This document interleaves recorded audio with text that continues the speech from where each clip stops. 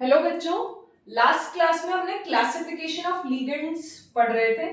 Based on charge हमने complete कर लिया था, नेगेटिव, पॉजिटिव और न्यूट्रल। डेंसिटी के बेसिस पर हमने मोनोडेंडेंट पढ़ लिए थे, बाइडेंडेंट पढ़ लिए थे, पॉलीडेंडेंट भी पढ़ लिए थे, ईडीटीए तक पढ़ लिया था, इथाइलिन डायमीन टेट्राएसिटिक एसिड तक। अब हम पढ़ेंगे एम्बिडेंडेंट लिगेंड्स। तो हेडिंग डालें एम्बिडेंडेंट लिगेंड्स।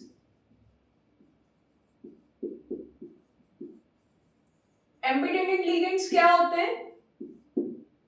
कोई भी negative ligand, when negative ligands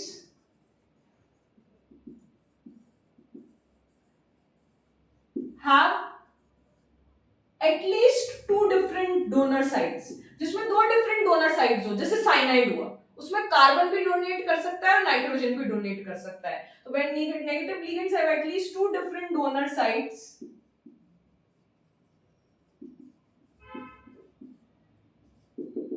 but at the time of coordination के टाइम पे, सेंट्रल मेटल एटम और आयन पे कोऑर्डिनेशन के टाइम पे only one donor site is used. Only one donor site is used is ambidendant ligand with monodendant behavior. अभी हमें सिर्फ monodendant behavior की बात करनी है। तो जैसे साइनाइड हो गया, अगर यहां से बॉन्डिंग है तो कार्बन के पास भी लोन पेयर है। साइनाइड, साइनाइड, आइसोसाइनाइड, इस लिगेंड में दो डिफरेंट डोनर साइट्स है, कार्बन भी नाइट्रोजन भी। कार्बन से भी डोनेट किया जा सकता है, नाइट्रोजन भी डोनेट किया जा सकता है, तो ये एम्बिडेंडेंट लिगेंड हुआ। साइनेट ऑक्सीजन डोनर है, आइसोसाइनेट नाइट्रोजन डोनर है। Is it clear? Sulph thiocyanate, यहां पे सल्फर डोनर है, थायोसाइनेट।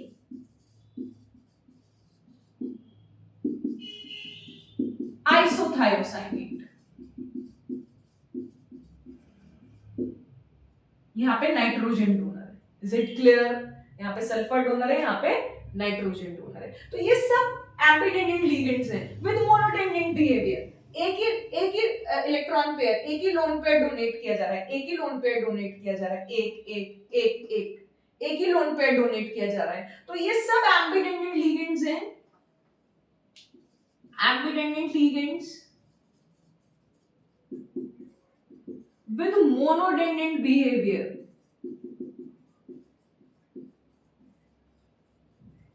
अब आपने एक क्लास में, पिछली क्लास में इवन फ्लेक्सिडेंडेंट लिगेंड्स भी पढ़े थे, याद हो तो, कि कुछ मोनोडेंडेंट लिगेंड्स बाइडेंडेंट की तरह भी बिहेव करते हैं।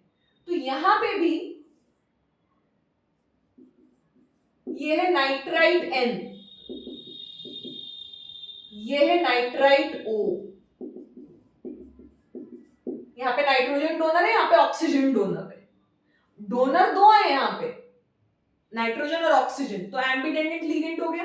But at a particular time ये मेटल एटम को या तो नाइट्रोजन से कोऑर्डिनेट होगा या मेटल एटम से ऑक्सीजन से कोऑर्डिनेट होगा। क्लियर?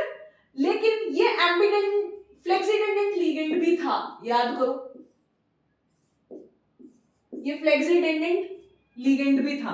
तो ये वो एम्बिडेंडेंट लिगेंड है जो फ्लेक्सिडेंडेंट बिहेवियर भी शो कर सकते हैं। मतलब ये लिगेंड्स, कुछ लिगेंड्स फ्लेक्सिडेंडेंट बिहेवियर भी शो कर सकते हैं। कौन से ऐसे लिगेंड्स हैं जो फ्लेक्सिडेंडेंट बिहेवियर शो कर सकते हैं? जितने भी sp2 और sp3 हाइब्रिडाइज्ड लिगेंड्स हैं, जितने भी sp2 और sp3 हाइब्रिडाइज्ड लिगेंड्स हैं, वो सब क्या कर सकते हैं?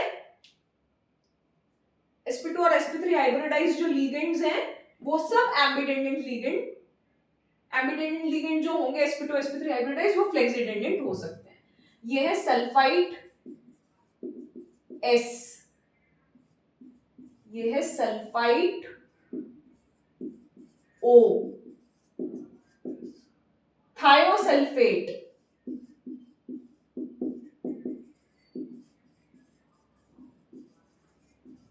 S,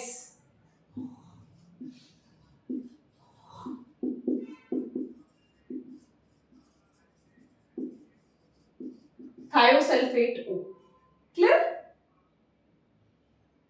ये चीजें क्लियर है? इसी तरीके से थायोनाइट्रेट, एक NO2 माइनस में एक ऑक्सीजन हटा के सल्फर ऐड कर दिया, तो it is thionitrate, nitrite sorry, thionitrite N, यहां पे नाइट्रोजन डोनर है, थायोनाइट्राइट O, ऑक्सीजन डोनर है, और थायोनाइट्राइट S। तो ये वो एम्बिडेंडेंट लिगेंड्स हैं जो फ्लेक्सीडेंडेंट कैरेक्टर शो करते हैं। So these ambidentate ligands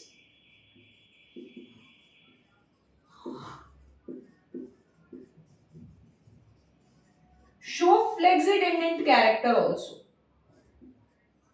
show flexidendant character also। तो हमारा लिगेंड्स का क्लासिफिकेशन दो तरीके से तो पूरा हुआ, based on charge and based on density, ये एम्बिडेंडेंट लिगेंड्स हो गए। अब based on bonding interaction, metal ligand के बीच में इंटरेक्शन कैसा है, क्या सिर्फ लिगेंड ही मेटल एटम को इलेक्ट्रॉन पेयर डोनेट कर रहा है तो उसे हम क्लासिकल लिगेंड्स कहते हैं, या मेटल भी वापस उससे रिश्ता बना रहा है through pi bond, back bond जिसे हम कहेंगे, तो वो non classical ligands, pi acid ligands, pi acceptor ligands, उन्हीं को हमें डिटेल में पढ़ना है। यहां तक लिखिए।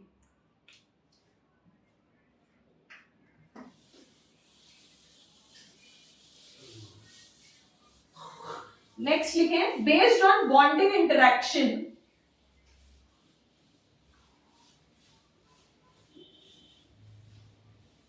based on bonding interaction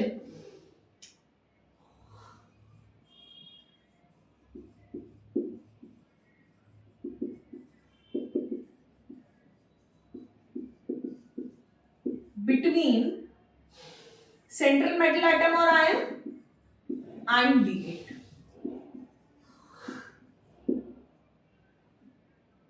हमने दो तरीके से क्लासिफाई किया है, क्लासिकल लिगेंड्स और एक कैसे क्लासिफाई किया था, non classical ligands.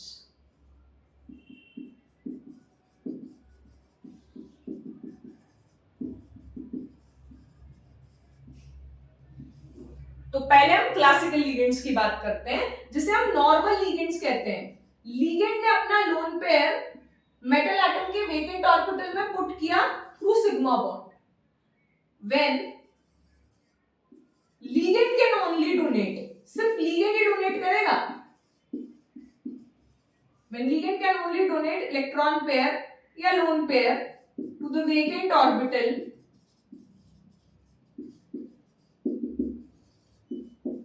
Of central metal atom और ion through coordinate bond. Coordinate bond बनता है, बस दैट्स इट। वापस मेटल एटम कुछ भी नहीं देगा लिगेंड को, बस लिगेंड ने इलेक्ट्रॉन पेयर डोनेट कर दिया मेटल एटम को। एग्जांपल देखें, H minus, OH minus, F minus, water, ammonia, ये सब सिग्मा बॉन्ड बनाएंगे मेटल एटम के पास, क्योंकि उसके पास वेकेंट ऑर्बिटल है। MENH2, मिथाइलअमीन, NH2 माइनस, और भी एक्सेट्रा। क्लियर? इतना समझ में आया? इसी तरीके से non classical ligands, non classical ligands हमने दो टाइप से, जिन्हें हम पाई एसिड लिगेंड्स भी कहते हैं। इसको हमें डिटेल पढ़ना है, क्योंकि इसके बाद जो हम टॉपिक पढ़ेंगे ना, ऑर्गेनोमेटेलिक कंपाउंड्स, सिनर्जिक बॉन्डिंग, उसमें नॉन क्लासिकल लिगेंड्स बहुत इंपॉर्टेंट काम आएंगे और काफी सारे क्वेश्चंस बनते हैं इनसे। इसके बाद हम क्वेश्चंस भी करेंगे लिगेंड्स के ऊपर। हमें अभी कोऑर्डिनेशन नंबर भी नहीं पढ़ा है, अभी हमने कॉम्प्लेक्स, सिर्फ कॉम्प्लेक्स पढ़ा है। उसमें ऑक्सीडेशन स्टेट क्या होती है, कोऑर्डिनेशन नंबर क्या होता है, सेंट्रल मेटल एटम आयन कौन होता है, लिगेंड कौन होता है, ये सब चीजें पढ़नी। कोऑर्डिनेशन स्फीयर आपको बता ही दिया कि जिसमें ये मेटल एटम और लिगेंड होंगे और उनका नंबर होगा, इस पूरे को कोऑर्डिनेशन स्फीयर और कोऑर्डिनेशन एंटिटी बोलते हैं। जैसे कॉपर NH3 होल 4 2+, इसमें सेंट्रल मेटल एटम आयन भी है, इसमें लिगेंड भी है अमोनिया, लीगेंड का नंबर भी है और इस पे चार्ज भी है। इस पूरे को कोऑर्डिनेशन स्फीयर बोलते हैं। इस पूरे को कोऑर्डिनेशन स्फीयर बोलते हैं। अब ये जो 4 नंबर है कि कितने लीगेंड्स कोऑर्डिनेट कर रहे हैं, इस 4 नंबर को एक कोऑर्डिनेशन नंबर कहते हैं। डेफिनेशन लिखेंगे इसके बाद कोऑर्डिनेशन। और इसकी ऑक्सीडेशन स्टेट कितनी है, इस कॉपर की ऑक्सीडेशन स्टेट कितनी आएगी, वो डिपेंड करता है कि ये क्या है। ये यहाँ पे न्यूट्रल है, तो आपको लीगेंड्स बता दिए गए कौन से न्यूट्रल हैं, कौन से पॉजिटिव हैं, कौन से नेगेटिव हैं, तो हम इसकी ऑक्सीडेशन स्टेट भी पता कर सकते हैं। तो ऑक्सीडेशन स्टेट और कोऑर्डिनेशन नंबर पता करना आना चाहिए किसी भी कॉम्प्लेक्स में। ये दो चीजें, इस पे भी क्वेश्चन बनते हैं, तो अभी हम इसको डिस्कस करेंगे। लेकिन पहले हम नॉन क्लासिकल लीगेंड्स के बारे में डिस्कस करते हैं। नॉन क्लासिकल लीगेंड्स पाई एसिड लीगेंड्स और पाई एक्सेप्टर लीगेंड्स दो टाइप के होते हैं। पहला टाइप है कि मेटल और लीगेंड के बीच में सिग्मा बॉन्ड बना, लीगेंड ने अपना लोन पेयर पुट किया इसके वेकेंट ऑर्बिटल में, पुट कर दिया, बहुत अच्छी बात, और इसने वापस बैक डोनेशन किया थ्रू पाई, क्योंकि बैक डोनेशन तो पाई से ही होगा, बैक बॉन्ड बनेगा थ्रू पाई, ठीक है। और एक होता है कि मेटल एटम और लीगेंड में इलेक्ट्रॉन पुट किया थ्रू सिग्मा, पहला बॉन्ड सिग्मा ही बनता है, पाई भी बन सकता है, सिग्मा ही नहीं, यही इंपॉर्टेंट है। पहला बॉन्ड सिग्मा ही बने जरूरी नहीं है, सिग्मा और पाई दोनों बन सकते हैं, हम एग्जांपल्स पढ़ेंगे। सेकंड बॉन्ड तो हमेशा पाई बनना ही है बैक बॉन्ड के थ्रू, तो ये सिग्मा और पाई दोनों हो सकते हैं। सिग्मा हुआ तो ये और पाई हुआ तो ये। Is it clear? सिग्मा हुआ तो ये और पाई हुआ तो ये। पाई से लीगेंड भी देगा और पाई से ही एक्सेप्ट करेगा। पाई से एक्सेप्ट तो दोनों जगह हो रहा है, बट यहां से लीगेंड सिग्मा से डोनेट कर रहा है, यहां से लीगेंड पाई से डोनेट कर रहा है, यही डिफरेंस है। हम इसके बारे में पढ़ेंगे। पहले नॉन क्लासिकल लीगेंड्स की डेफिनेशन लिखें आप, फिर उसके बाद इसके बारे में इसके एग्जांपल्स डिस्कस करते हैं। नॉन क्लासिकल लीगेंड्स में क्या है इंपॉर्टेंट बात, वो देखते हैं।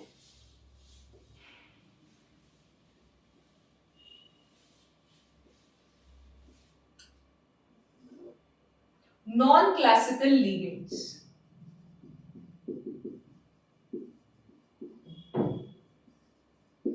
When ligand donate electron pair या lone pair to the vacant orbital of central atom, to the vacant orbital of central metal atom or ion, ligand ने डोनेट किया लोन पेयर, लीगेंड ने डोनेट किया lone pair इधर through sigma और पाई, ठीक है भाई। बट साइमल्टेनियसली एक्सेप्ट भी करे। नॉर्मल लीगेंड और क्लासिकल लीगेंड में कहानी यही रुक जाती थी, एक्सेप्टेंस की बात नहीं आती थी, but simultaneously accept electron pair from the filled d atomic orbital through back bond. ये बैक बॉन्ड से मिल रहे हैं आपको इलेक्ट्रॉन्स, वापस इधर बैक बॉन्ड से मिल रहे हैं, ठीक है। अब ये metal atom usually D block का होता है, हमने रिप्रेजेंटेशन ऑफ कॉम्प्लेक्स आयन में पढ़ा था, क्योंकि डी ब्लॉक के पास वेकेंट ऑर्बिटल बहुत सारे होते हैं और फिल्ड डी एटॉमिक ऑर्बिटल्स भी होते हैं। तो इन फिल्ड डी एटॉमिक ऑर्बिटल से क्या करेगा, ये वापस बैक डोनेशन करेगा। So but simultaneously accept electron pair from the filled d atomic through back bond. कहां पे एक्सेप्ट करेगा, या तो इसके पास वेकेंट ऑर्बिटल हो, either into vacant atomic orbital of ligand,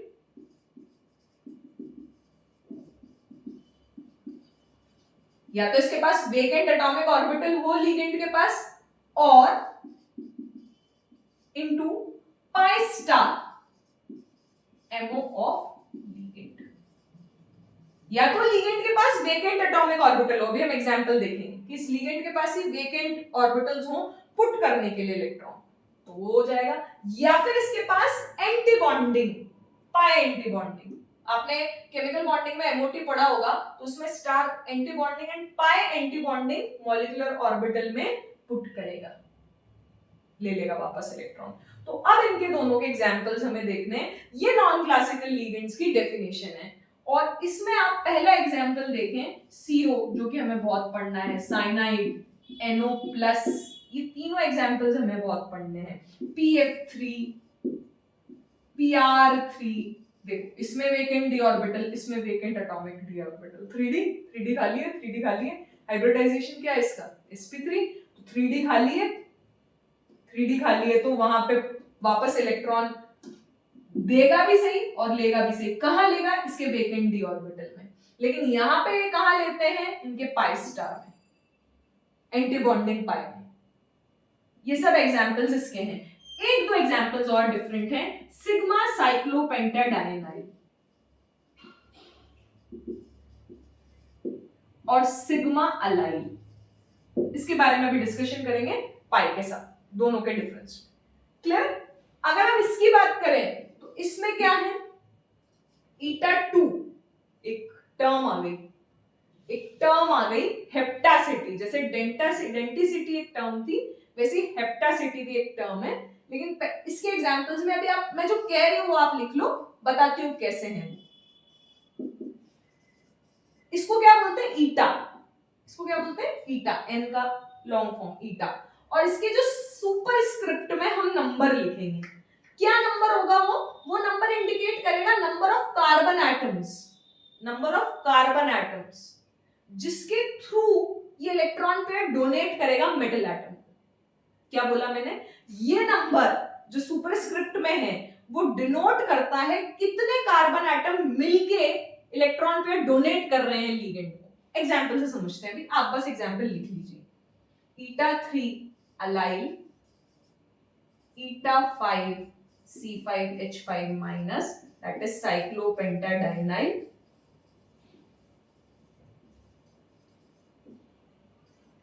pentadienyl,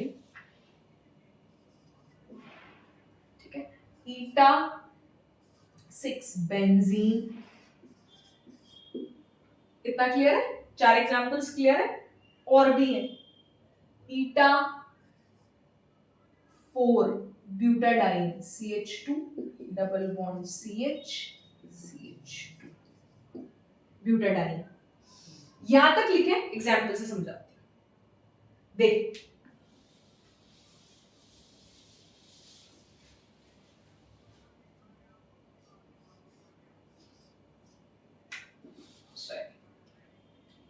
just a minute.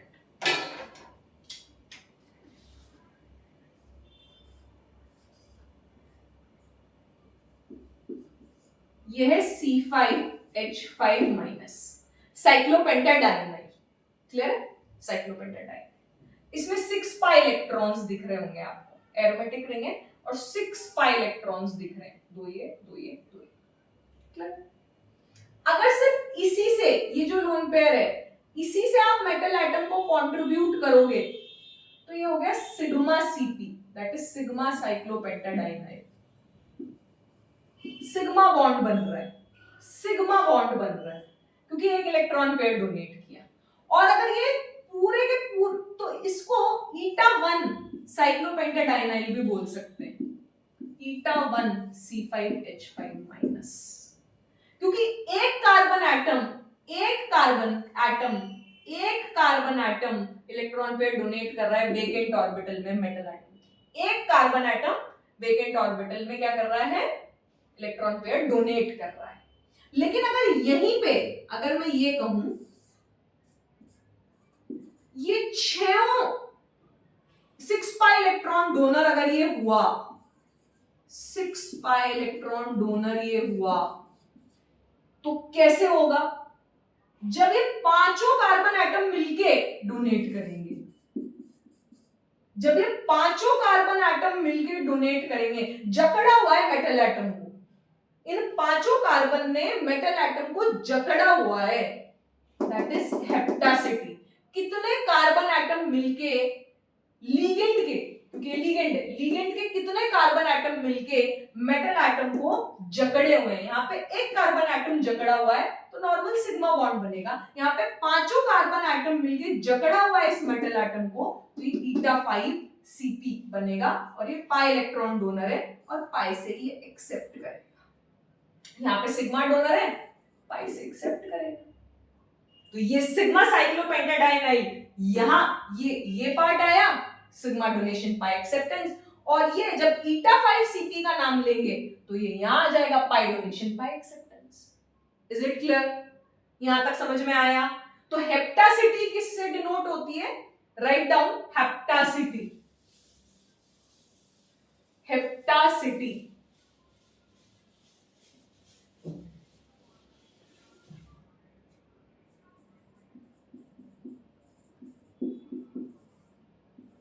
number of carbon atoms in a ligand to donate the electron pair. Number of carbon atoms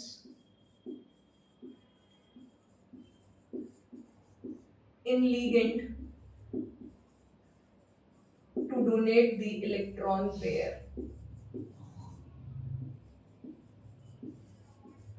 To donate the electron pairs.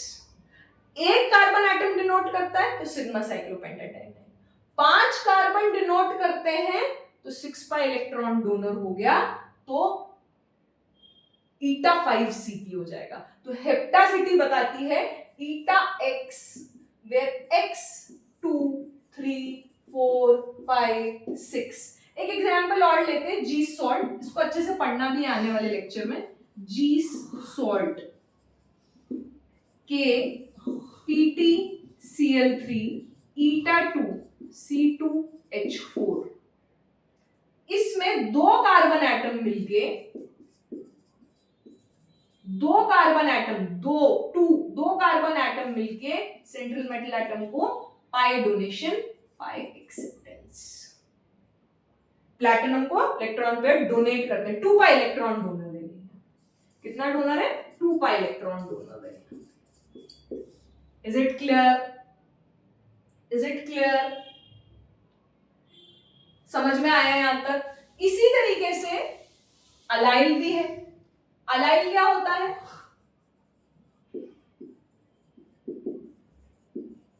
ये allyl होता है, तो ये metal atom को देगा तो ये sigma है, तो ये सिग्मा अलाइल हो गया। यहां पे सिग्मा डोनेशन है, पाई एक्सेप्टेंस हो जाएगा। सिग्मा से डोनेट हो रहा है, पाई से मतलब सिर्फ एक कार्बन एटम इन्वॉल्व है, that is eta 1 allyl. Clear? वहीं पे अगर ये, क्योंकि ये रेजोनेंस में है, तो अगर ये तीनों मिलके देते हैं तो ये 4 पाई इलेक्ट्रॉन डोनर है।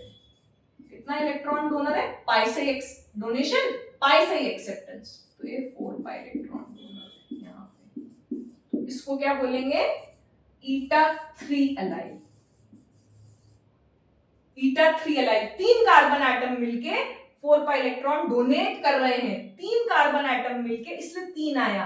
नंबर ऑफ इलेक्ट्रॉन से कोई लेना देना नहीं है, कितने कार्बन एटम मिलके डोनेट कर रहे हैं electron pair. 4 pi electron donate कर रहे हैं मेटल एटम को, फिर मेटल एटम वापस से पुट कर रहा है इसके anti bonding. Is it clear? समझ आता है यहां तक? ये आपका क्लासिफिकेशन ऑफ लिगेंड्स कंप्लीट होता है।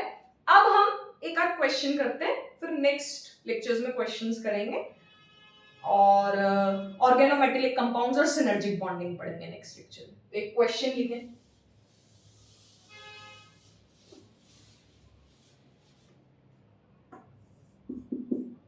जिसकी मैं बात कर रही थी कि हमें ऑक्सीडेशन स्टेट भी निकालना आना चाहिए, कोऑर्डिनेशन नंबर भी निकालना आना चाहिए, तो इन क्वेश्चंस के थ्रू हम बात करेंगे। तो हमें पता होना चाहिए लिगेंड कैसा है, नेगेटिव है, पॉजिटिव है, न्यूट्रल है, कितने इलेक्ट्रॉन पेयर डोनेट करे इसने, ठीक है। तो आपको सबको पता है ये इलेक्ट्रोपॉजिटिव एलिमेंट है और एल्कली मेटल है, तो Na+ एक इलेक्ट्रॉन पेयर डोनेट करता है तो Na+, और ये क्या होगा? निकल EDTA 2-। इतना तो समझ में आता है, ये 2 यहाँ क्लियर है, इतना तो क्लियर है। अब हमें इसकी ऑक्सीडेशन स्टेट पता करनी है। क्या पता करनी है? Oxidation state. ऑक्सीडेशन स्टेट का मतलब जितने लिगेंड्स, जितने लुईस बेसेस इसके साथ जुड़े हुए हैं, जितने कंपाउंड्स, जितने मॉलिक्यूल्स इसके साथ जुड़े हुए हैं, उनको क्या करेंगे हम? उन मॉलिक्यूल्स को जितना उन पे चार्ज है वो चार्ज उन्हें देकर उन्हें अलग कर देंगे। जैसे इस पे कितना चार्ज है, EDTA 4 माइनस है, कितना है, EDTA 4 माइनस है, तो इसको 4 माइनस चार्ज देके इसको क्या कर देंगे, अलग कर देंगे, तो इसकी ऑक्सीडेशन स्टेट कितनी आई, फिर इस पे चार्ज जो बचा, जो एक हाइपोथेटिकल चार्ज है वो कितना बचा, तो this is supposed to be ये x है, क्लियर, ये x है, EDTA पे चार्ज कितना है, -4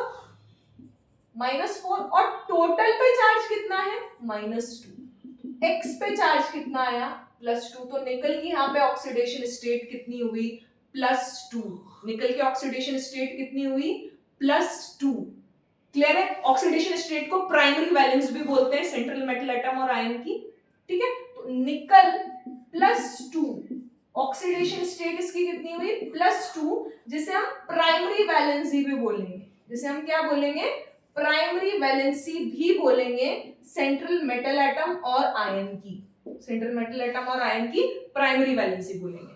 अब EDTA 4 माइनस, भाई इसका कोऑर्डिनेशन नंबर, हमने देखा कि EDTA 4 माइनस में 6 कोऑर्डिनेटिंग साइट होती हैं, लास्ट लेक्चर में देखा था, इसमें 6 कोऑर्डिनेटिंग साइट्स हैं, कितनी साइट्स हैं, 6 कोऑर्डिनेटिंग साइट्स हैं, इसका मतलब ये 6 इलेक्ट्रॉन पेयर डोनेट करेगा, कितने इलेक्ट्रॉन पेयर डोनेट करेगा, 6 इलेक्ट्रॉन पेयर डोनेट करेगा सेंट्रल मेटल एटम और आयन को। जब 6 इलेक्ट्रॉन पेयर डोनेट करेगा तो जितने नंबर ऑफ, तो कोऑर्डिनेशन नंबर की डेफिनेशन बोल रही हूं, तो कोऑर्डिनेशन नंबर क्या होता है, नंबर ऑफ सिग्मा बॉन्ड्स, लिखें coordination number, coordination number, number of, जिसे CN से रिप्रेजेंट करते हैं, तो इसे लिखें नंबर ऑफ सिग्मा बॉन्ड्स, बस सिंपल सी डेफिनेशन है, number of sigma bonds, number of sigma bonds between central metal atom और आयन एंड लिगेंड्स, बस इतना सा पढ़ना है कि कितने नंबर ऑफ सिग्मा बॉन्ड्स बनेंगे सेंट्रल मेटल एटम और आयन में और लिगेंड में, बस कहानी खत्म। Pi bonds are not included, pi bonds are not included for calculating, are not included for calculating coordination number, coordination number calculate करने में पाई बॉन्ड्स का कोई लेना देना नहीं है, सिर्फ सिग्मा बॉन्ड्स का लेना देना है। सिग्मा बॉन्ड मतलब कितने सिग्मा बॉन्ड्स बनेंगे, जितने कोऑर्डिनेटिंग साइट्स होंगी एट अ टाइम साइमल्टेनियसली, जैसे EDTA 4 माइनस एक साथ 6 लोन पेयर दे सकता है, 6 लोन पेयर दे सकता है, तो कोऑर्डिनेशन नंबर कितना हुआ, 6 हुआ, क्लियर।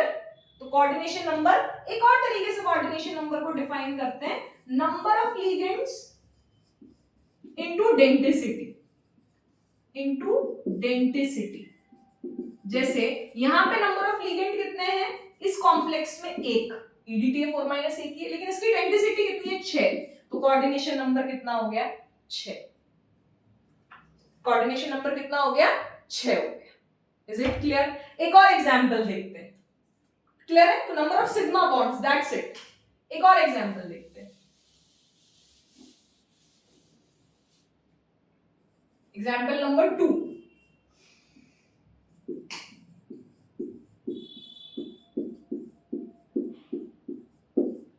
इसको देखें, ये क्या है, यहां पे भी है इलेक्ट्रोपॉजिटिव एलिमेंट, एल्किली मेटल है, एक इलेक्ट्रॉन होता है आउटरमोस्ट शेल में, Na प्लस, और cobalt S2O3 whole thrice 2 minus. अब हमें इसकी ऑक्सीडेशन स्टेट पता करनी है, कोऑर्डिनेशन नंबर पता करना है, सब कुछ पता करना है, तो हमें पता होना चाहिए कि थायोसल्फेट है।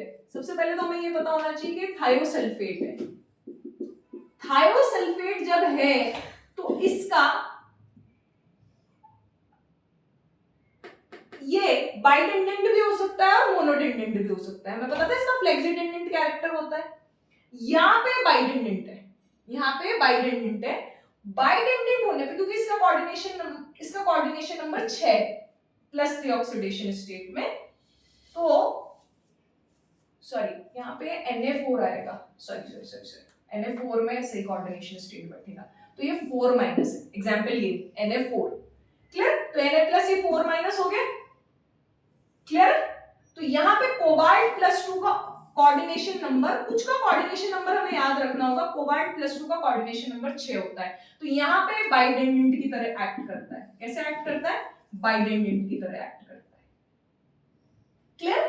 बाइटेंडेंट की तरह एक्ट करेगा तो -2 चार्ज है, कोबाल्ट को X लिखेंगे, +3 चार्ज कितना है -2, और टोटल पे चार्ज कितना है -4, तो -6 इज इक्वल टू -4, तो X इज इक्वल टू +2। तो इसकी ऑक्सीडेशन स्टेट कितनी आई बेटा? +2। इसकी ऑक्सीडेशन स्टेट कितनी आई? +2। और इसका कोऑर्डिनेशन नंबर कितना आया? वो भी कैलकुलेट कर सकते हैं। इवन आपको ये भी याद रखने की जरूरत नहीं, कोबाल्ट +2 का कोऑर्डिनेशन नंबर 6 होता है। कोऑर्डिनेशन नंबर कैसे देखते हैं? Density into number of ligands into density, number of ligands into density. तो कितने लिगेंड्स हैं? 3 इनटू कितनी डेंसिटी है इसकी? कितनी डेंसिटी? 2। तो कोऑर्डिनेशन नंबर कितना आ गया? 6 आ गया for cobalt +2। Is it clear? यहां तक समझ में आया? एक और एग्जांपल देखें।